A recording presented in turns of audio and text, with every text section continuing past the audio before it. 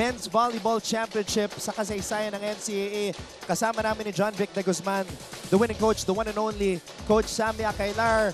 John Vic, masayang-masaya ka kasi Sobra. player ka ni Coach Sammy, so I'll give you the first question. Oo. Coach, ngayong champion na naman kayo at may mga graduating players kayo. Ano ba yung isa sa pinaka-importanteng bagay na sinasabi mo sa mga players mo? Especially ito mga second batch ng mga player, ng mga kumbaga parang bench players mo. Anong mga nasasabi mo sa kanila? Well, of course, ang inspiration ko lagi sinasabi sa kanila is they have to wait their time. Kasi siyempre, meron pa akong ginagamit ngayon eh. But then, ako yung coach na kahit nagtitraining kami for yung 16 players, lahat na reserve ko sinasama ko sa training program. Grabe naman, Coach. And Coach, additional question ko lang. During the first match, nung first game niyo sa championship, ano ba yung naging adjustments niyo? Kasi compare natin yung score, mas dikit yung score dati compared ngayon na straight sets niyo sila. Ano masasabi mo, Coach? Well, during our training, 1 week training preparation for this game 2, we have a relaxed training, but we focus on scouting and viewing and every rotation for my players and the opponents. So binabasa namin talaga sila kasi ang EAC is a very good team.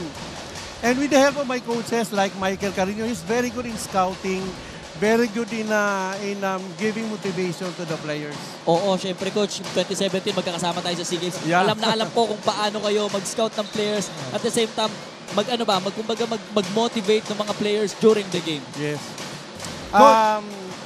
Actually, motivation is there, but I'm very strict in training. So ako yung sinasabi nating ayoko nagkakamali ang players. Perfectionist, kasi, Coach. Perfectionist ang tao.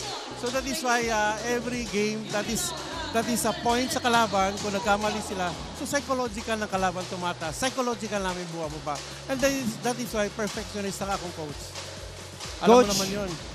Coach, this is not just an ordinary championship because ngayon na nakuha nyo yung 14th Men's Championship ng Perpetual sa NCAA, number 1 na kayo. Dati kasi tabla kayo ng letran, 13 all. What does it mean to you, Coach Sammy, that Perpetual is now the greatest and most successful team in the history of NCAA men's volleyball? Actually, marami ako naririnig sinasabi nila, team of the NCAA men's volleyball and Perpetual. But then hindi ko iniisip yun. Ang iniisip ko lang is to share my knowledge sa mga bata. The improvement itself ang gusto ko makita.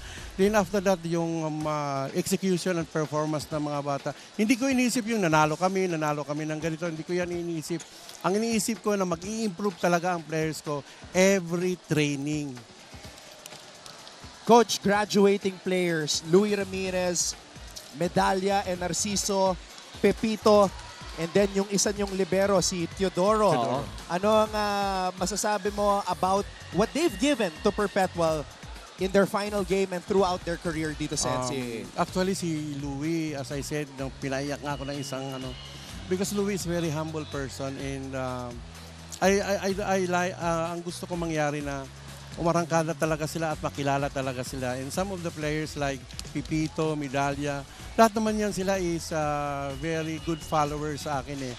So that is why ito yung magandang performance namin during our NCAA championship. John Vic, baka may gusto ka pang tanong sa coach mo. Wala na, Coach, pero gusto lang kitang i-congratulate once again for being the champion. And kung may gusto kang batiin, Coach, at pasalamatan, especially yung Perpetual community, punong-puno itong San Juan Arena, ano masasabi mo sa kanila? Ito na. Of course, pinaka-number 1 sa akin is Lord kasi every time naglalaro ako, nagtitraining ako, nangihiram ako sa kanya ng galing. Of course, Chairman Tony Tamayo, the best chairman I've heard. Of course, Mr.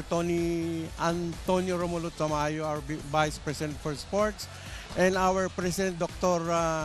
Anthony Tamayo, and Mr. Richard Tamayo. Of course, the people behind, si Mr. Gusi, yan ang tumulong sa amin, yung sports development, the community. Isipin nyo, lahat sila ay nanood for this event, for this championship. Kaya wala ako it's awesome kung bakit nanalo ako, na-inspired tuloy ako sa sa game ng mga bata. So maraming salamat. Yung taga-Cagayan de Oro City, aking mga pamilya, Akailar family sa Cagayan, thank you sa prayers. And everybody, of course. My coaching staff, very good ang coaching staff ko ngayon. Sila Michael Carino, Marcelo Joaquin, Jomel Sagon, Ray Taleo, at Patrick Ramos. Magagaling silang coaches. Ayun po. Hindi naman Coach ako Sammy. maging ganun kung hindi dahil sa mga coaches ko na yan. Tama naman, Coach. Our Coach of the Year, Coach Sammy Akailar, 4-time Coach of the Year, 4 straight years dito sa NCAA. Coach, enjoy this one. And again, congratulations. Congrats, Coach. Thank you, thank you, thank you, thank you. Coach Sammy Akailar, what a volleyball resume, an amazing accomplishment. And again, perpetual 4-peat champions